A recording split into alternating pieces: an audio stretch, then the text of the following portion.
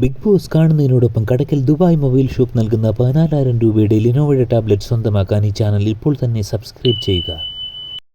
സിജോയുടെ പുറത്താകലുമായി ബന്ധപ്പെട്ട് എനിക്ക് തോന്നുന്നു ആദ്യമായിട്ട് സിജോ പുറത്താവുന്നു എന്ന് പറഞ്ഞത് നമ്മുടെ ചാനലിലായിരിക്കാം. ഞാൻ പറഞ്ഞൊരു കാര്യം, അൻസിബ ഔട്ടായതുപോലെ അൺഎക്സ്പെക്റ്റഡ് ആയിട്ടൊരു എവിക്ഷനാണ് നടക്കാൻ പോകുന്നതെന്നാണ് നമുക്ക് ലഭിച്ച സൂചനകൾ.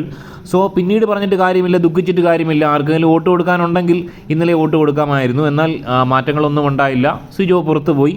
വളരെ അൺഎക്സ്പെക്റ്റഡ് ആയിട്ടുള്ളൊരു എവിക്ഷനാണ് നടന്നത്. സിജോ അത്യാവശ്യം ഡീസൻറ്റ് പ്ലെയർ ആയിരുന്നു, ഒരു ജെന്റിൽമാൻ ആയിരുന്നു, ഒരു 4th അല്ലെങ്കിൽ 3rd പൊസിഷനിലെങ്കിലും വരേണ്ട ഒരാളായിരുന്നു. വിജയാകാമായിരുന്നു വേണമെങ്കിൽ. വന്ന മാസത്തിൽ ഏറ്റവും സപ്പോർട്ട് നേടിയ ഒരു മത്സരാർത്ഥിയാണ്. ജാസ്മിനേക്കാൾ സപ്പോർട്ട് കൂടുതലായിരുന്നു, ജിൻഡോയേക്കാൾ സപ്പോർട്ട് കൂടുതലായിരുന്നു. അൺഫോർച്യുനേറ്റ്ലി സിജോയുടെ ചില നിലപാടുകളാണ് ഇപ്പോൾ പ്രേക്ഷകരെ ചൊടിപ്പിച്ചത്. രണ്ടാം വരവിൽ സിജോയുടെ തീരുമാനങ്ങളെല്ലാം പാളിപ്പോകുന്നൊരു കാഴ്ചയാണ് കണ്ടത്. ആ സമയത്ത് തന്നെ ജിൻഡോയ്ക്ക് വലിയ ജനപ്രീതി ആർജിക്കുകയും ചെയ്തു. ഇവിടെ കണ്ണൻ സായിയെ പോലുള്ള ആളുകളെയാണ് ഏറ്റവും അധികം ആളുകൾ പഴിക്കുന്നത്. ഇപ്പോൾ കണ്ണൻ സായിയുടെ സ്വന്തം ചാനലിൽ പോയി നോക്കിയാൽ അറിയാം, അദ്ദേഹത്തിൻ്റെ വീഡിയോസിന് താഴെ വരുന്ന തെറി അഭിഷേകമാണ്. കണ്ണൻ സായിയുടെ ഏത് വീഡിയോ എവിടെ കണ്ടാലും അതിൻ്റെ താഴെ മുഴുവൻ കണ്ണൻ സായിയെ അവഹേളിക്കുന്ന രീതിയിൽ കണ്ണൻ സായി, കണ്ണാപ്പി അങ്ങനെയുള്ള പേരുകൾ വിളിച്ചും അല്ലാതെയും വൃത്തികെട്ട ലാംഗ്വേജിലൂടെ കണ്ണൻ സായി അവഹേളിക്കുന്ന കമൻറ്റുകളാണ് വരുന്നത്. അത്രയധികം പ്രേക്ഷകർക്ക് വെറുപ്പുള്ളൊരു മത്സരാർത്ഥിയായി പുറത്തിറങ്ങിയ ഒരാളാണ് കണ്ണൻ സായി. അതുപോലെ തന്നെ നന്ദനയുടെ കാര്യം വ്യത്യസ്തമല്ല. സോ അത്തരം 2 കണ്ടസ്റ്റൻറ്റുകളുടെ കൂടെ പോയതാണ് സത്യത്തിൽ സിജോയ്ക്ക് ഏറ്റവും വലിയ തിരിച്ചടിയായത്. ഇവിടെ മത്സരിക്കുന്ന ഓരോ വ്യക്തികളും, ഒരുപക്ഷെ വ്യക്തിപരമായി സായി നമുക്ക് ഇഷ്ടമുള്ള ഒരാളാണ്, വളരെ നല്ല മനുഷ്യനായി എനിക്ക് തോന്നിയ ഒരാളാണ്. പക്ഷേ ഈ ഷോയിൽ ഈ സീസണിൽ കണ്ണൻ സായി വളരെ പരാജയമായിരുന്നു, അതുപോലെ തന്നെ നന്ദനയും പരാജയമായിരുന്നു. സോ അത്തരം മത്സരാർത്ഥികളുടെ കൂടെ കൂടുമ്പോൾ നമ്മളും പരാജയമായി പോവും. അതിൽ പ്രത്യേകിച്ച് അതിശയിക്കാനൊന്നുമില്ല. സോ സിജോയെ സംബന്ധിച്ച് ഏറ്റവും വലിയൊരു അവസരമായിരുന്നു. വലിയ മുന്നേറ്റം നടത്താനുള്ള പല ചാൻസുകളുണ്ടായിരുന്നു. എന്നാൽ അൺഫോർച്യുനേറ്റ്ലി ഈ പറഞ്ഞ കൂട്ടുകെട്ടാണ് സിജോയ്ക്ക് തിരിച്ചടിയായത്. ഒപ്പം തന്നെ സിജോ അവസാന ഘട്ടങ്ങളിലൊക്കെ എടുത്ത നിലപാടുകൾ പ്രേക്ഷകരുടെ അപ്രീതിക്ക് പാത്രമാവുന്നവയായിരുന്നു. എന്നാൽ ഇവിടെ സിജോ ഔട്ടാവുന്നതിൽ ഏറ്റവും അധികം പഴി കേൾക്കുന്നത് നമ്മുടെ സാക്ഷാൽ കണ്ണൻ സായി തന്നെയാണ്. അദ്ദേഹത്തിൻ്റെ ആർമിക്കാർ പോലും അദ്ദേഹത്തെ ചീത്ത വിളിക്കുകയാണ്.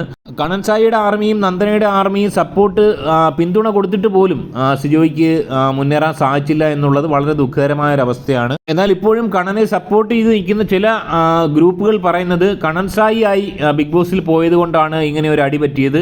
അടുത്ത സീസണിൽ ഒരുപക്ഷെ സീക്രട്ട് ഏജൻ്റായി പോവുകയാണെങ്കിൽ വലിയ രീതിയിലുള്ള ഒരു മാസായി മാറുമെന്നും ഇപ്പോഴും വാദിക്കുന്ന ചില കണ്ണൻ സായി സപ്പോർട്ടേഴ്സ് ഉണ്ട്. എനിവേ ഇപ്പോഴവിടെ നിൽക്കുന്ന മത്സരാർത്ഥികൾക്കും ഇനി അങ്ങോട്ട് ബിഗ് ബോസിൽ പോകുന്ന മത്സരാർത്ഥികൾക്കും ഇതൊരു പാഠമാണ്.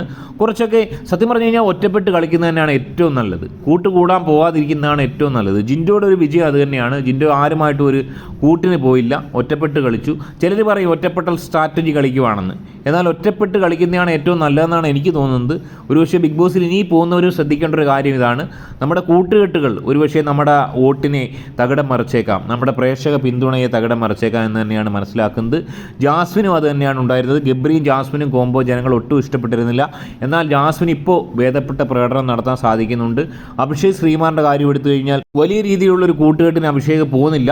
ഇവിടെ കണ്ണൻ സായിയും നന്ദനയും സിജോയുമുള്ള ഒരു കോംബോ, അനാവശ്യ കോംബോ, ഒരു പ്രേക്ഷകനും ഇഷ്ടപ്പെടാത്തൊരു വൃത്തികെട്ട കോംബോയാണ് സിജോയെ ആക്ച്വലി കുഴപ്പത്തിൽ ചാടിച്ചത്. കണ്ണൻ സായിയുടെ നന്ദനയുടെ കാര്യം വിടാം, നമ്മൾ അവരത്ര ഡിസേർവിങ് കണ്ടസ്റ്റൻ്റ് ഒന്നുമല്ല. എന്നാൽ സിജോ കുറച്ചൊക്കെ ഡിസേർവിങ് ആയിരുന്നു. സിജോ കുറച്ചുകൂടെയൊക്കെ മുന്നോട്ട് വരണമായിരുന്നു എന്നായിരുന്നു ഞാൻ ആഗ്രഹിച്ചത്. പക്ഷേ അൺഫോർച്യുനേറ്റ്ലി ഋഷിയും അതുപോലെ തന്നെ ശ്രീതുവും ഒക്കെ അവിടെ നിൽക്കുമ്പോൾ സിജോ പുറത്തു പോകുന്നു എന്ന് പറയുന്നത് അത്ര അങ്ങോട്ട് നമുക്ക് മാനസികമായി ഉൾക്കൊള്ളാൻ പറ്റുന്നതൊന്നുമല്ല. പേഴ്സണലി വളരെ ദുഃഖകരം. എനിവേ നിങ്ങളുടെ അഭിപ്രായം കമൻറ്റായി രേഖപ്പെടുത്തുക. മറ്റൊരു വീഡിയോ ആയിട്ട് കാണാം. ബൈ.